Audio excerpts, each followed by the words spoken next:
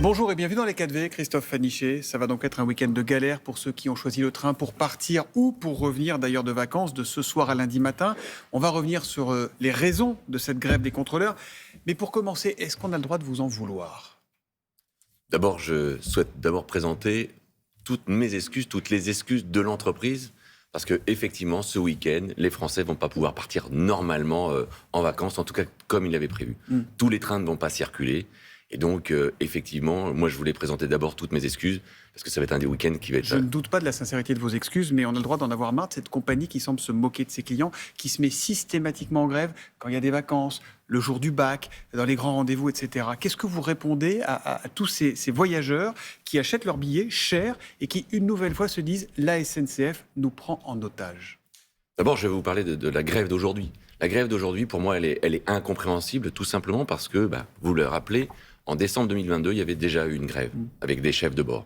On avait réuni les 4 organisations syndicales, on avait pris des engagements, et aujourd'hui, les engagements, ils sont tenus.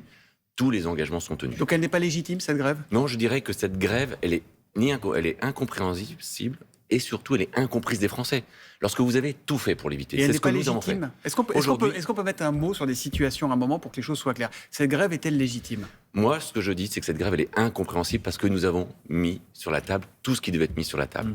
Même nous avons avancé, Jean-Pierre Farandou, le président du groupe, a avancé les informations qu'il devait donner à l'ensemble des collaborateurs, qui sont ceux des résultats. On a mis 400 € sur la table, qui sont une juste rémunération que les cheminots vont avoir, parce qu'on a fait des bons résultats. On a une entreprise qui a fait des bons résultats, les Français ont pris le train, et donc on a eu des bons résultats. 400 € au 1er mars. On a ouvert un agenda social qui permet de regarder les sujets de retraite qui nous sont beaucoup demandés, sur la pénibilité, l'exercice des métiers, la cessation progressive de l'activité. C'est super tout ça, mais j'ai envie de dire, c'est votre cuisine à vous, entre syndicats et direction. Il est où le service public du transport dans tout ça ? Il est où le service public du train ? Aujourd'hui, on fait circuler un TGV sur 2. Aujourd'hui, il y a 3 chefs de bord sur 4 qui sont en grève. Donc d'abord, je devrais dire, c'est un exploit, parce qu'avec 3 sur 4, on arrive à faire rouler un TGV sur 2. Et surtout, je dois dire merci à tous les cheminots qui, eux, sont au boulot, qui, eux, vont permettre à ce que les Français aient un week-end qui ne soit pas trop dégradé.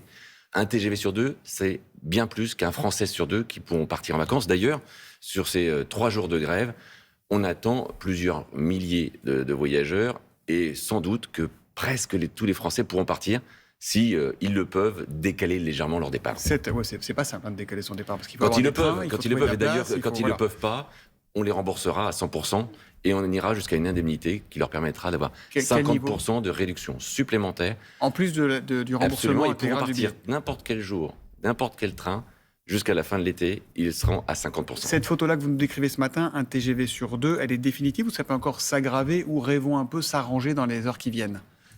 Elle est aujourd'hui définitive, mais elle ne peut que s'améliorer. Aujourd'hui, c'est le travail que font mes équipes en permanence, c'est chaque contrôleur qui prendra son poste, c'est 500 Français qui pourront partir en vacances. Donc oui, si on peut l'améliorer, on le fera. Et en tout cas, on va être très très présent dans toutes les gares, vous nous verrez, pour aider les Français qui seront en difficulté. Il y a des parents qui ne peuvent pas partir en vacances, qui mettent leurs enfants dans le service junior et compagnie, donc l'accompagnement, pour aller chez papy, chez mamie ou ailleurs en vacances.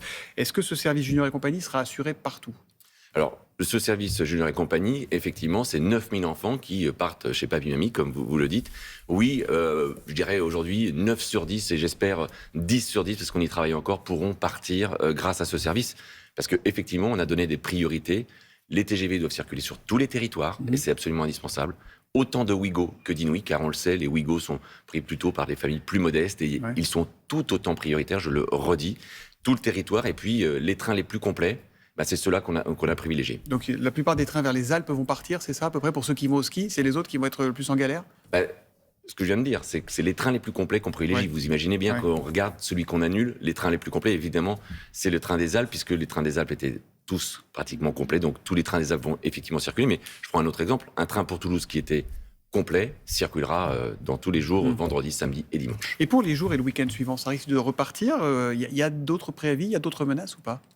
Aujourd'hui, il y a d'autres préavis, mais vous le savez, dans une entreprise comme la nôtre, c'est d'abord par le dialogue social qu'on trouve les solutions. Et donc, pour la semaine prochaine, je ne peux pas vous en dire plus. Aujourd'hui, il y a des préavis et aujourd'hui, il y a un dialogue permanent. On ne peut pas exclure, parce qu'il y a plusieurs week-ends de chassés croisés, de départs de vacanciers, on ne peut pas exclure que le week-end prochain, il y a une grève à la SNCF. Ce que je peux vous dire, c'est qu'aujourd'hui, je suis confiant pour que la semaine prochaine, il n'y ait pas de perturbation. Bon, pour qu'il y ait un conflit, on le disait, il faut un désaccord, il faut être deux.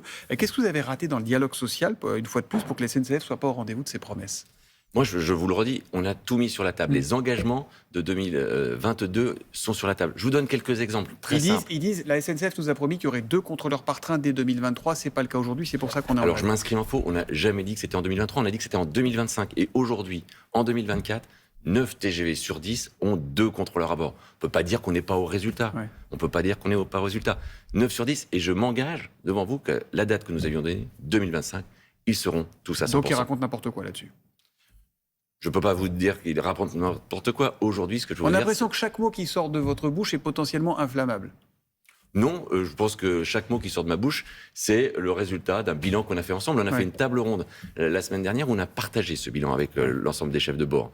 On a fait des tables rondes pour avancer les primes sur les résultats. Donc je pense que non, aujourd'hui, on est dans un dialogue social permanent. Vous le savez, dans une entreprise comme la nôtre, le dialogue social, c'est dans une grande partie de notre ADN. Il demande aussi 150 à 200 euros brut d'augmentation par mois. Ça peut se discuter ou c'est non, ça? C'est non. Ouais. Je rappelle que en 2 ans, un chef de bord a gagné 500 euros de plus par mois qu'il y a 2 ans. Vous voyez, c'est beaucoup, 500 euros. Mais c'est juste. Et on ne peut pas aller plus loin. Une entreprise comme la nôtre, c'est une entreprise qui fait un bon résultat. Parce que beaucoup de 2 Français... milliards 425 millions l'an dernier, c'est ça? Absolument. Et bien, avec cet argent, qu'est-ce qu'on fait? Ça sera pareil en 2023 ou pas? Les résultats sont à la fin du mois, je ne les dévoilerai pas ici. Vous êtes optimiste ou pas? Bien sûr, c'est des bons résultats. Ça sera du même ordre, un peu plus, un peu? Ce sera des bons résultats. Et donc, du coup, avec ces résultats, on fait quoi? On fait 4 choses très importantes. De la rémunération, c'est ce qu'on a fait. Entre 2022 et 2023, 500 millions d'euros supplémentaires de masse salariale. C'est des emplois, 17 000 recrutements en 2023. Et puis, l'argent, on en a aussi besoin. On nous le demande. Plus de TGV. On a acheté 115 TGV, 3,5 milliards. Et puis, de l'investissement dans le réseau. Le réseau, il a besoin aussi d'être réparé. Et donc, voilà où va l'argent. On ne peut pas tout mettre dans la rémunération. Donc, c'est pour cette raison que c'est 500 euros de plus par mois depuis 2 ans. Et je trouve que c'est une rémunération juste. Vous avez évidemment entendu le Premier ministre Gabriel Attal dire hier la grève est un droit, mais travailler est aussi un devoir. Faut-il se poser la question de l'interdiction des grèves à certaines périodes de l'année, comme ça se fait en Italie, par exemple? Aujourd'hui, il y a déjà des règles qui existent, comme vous le savez. Et ces règles nous ont permis, par exemple, de préparer ce plan de transport, de dire qu'il y aurait un TGV sur 2, de rappeler que tous les clients... Pardon, rien de personnel, hein. C'est super quand vous êtes dans le TGV qui part, mais quand vous êtes dans le TGV qui reste à quai, ça vous fait une belle jambe d'avoir un TGV sur 2. Est-ce qu'aujourd'hui, il faut se poser la question de l'interdiction des grèves à certaines périodes de l'année, pendant les vacances scolaires ou pendant les JO qui arrivent? C'est pas à moi de décider. Moi, j'applique les règles et les lois. Aujourd'hui, c'est les règles et les lois qui sont celles que nous avons. Tout le monde a été prévu là pour ce week-end? Tout le monde doit recevoir un texto, un mail? Oui, alors la règle, c'est que depuis avant-hier soir, tous les Français ont été prévenus. Ils ont reçu un SMS qui leur dit bonne nouvelle, votre train est confirmé. Dans ce cas-là, ce train il est garanti. Ou malheureusement, votre train est annulé. Et dans ce cas-là, vous pouvez échanger, comme je le disais. Hier, il reste encore plusieurs milliers de places. Il en reste beaucoup moins aujourd'hui, bien sûr. Hier, c'était 300 000. Beaucoup de Français ont échangé déjà, se sont replacés, par exemple. Ils devaient partir vendredi matin, soit ils sont partis jeudi soir, soit ils sont partis samedi matin. On pense que la plupart des Français arriveront à circuler ce week-end. Ça va renchérir les séjours, quand il faut rajouter une nuit, quand il faut, etc. C'est pas simple, il faut trouver de la place. Dernière question, les Français, quand ils peuvent prendre le train, se plaignent de son prix. De combien vont augmenter les billets des TGV l'an prochain? Alors, je le redis, 0 sur les Ouigo, 0 sur les cartes avantages et de 2,6% pour l'ensemble des TGV. C'est exactement le prix de l'inflation et c'est surtout beaucoup moins que la hausse de nos propres coûts. Et donc, c'est la raison pour laquelle nous n'avons fait que 2,6. Elle est légitime, cette grève, aujourd'hui, ou pas? Je vous le redis. je vous le redis. Ce mot, une grève, c'est un droit. Je vous le rappelle. Ce droit, il a été exercé. Aujourd'hui, cette grève, pour moi, elle est incompréhensible, incomprise par les Français et incohérente. Et incomprise par vous, si on a bien compris. Précisons que les voyageurs peuvent trouver un maximum d'informations en appelant le 3635, qui est un numéro gratuit. Et puis, il y a le site SNCF et sinon, il y a le 0800 880 562 aussi, je crois. On met ça sur les réseaux sociaux. Merci, Christophe Fanichet, de venir dans les 4V. Bonne journée à vous et bon courage à ceux qui vont essayer de prendre le train. Bonne journée. Merci à tous les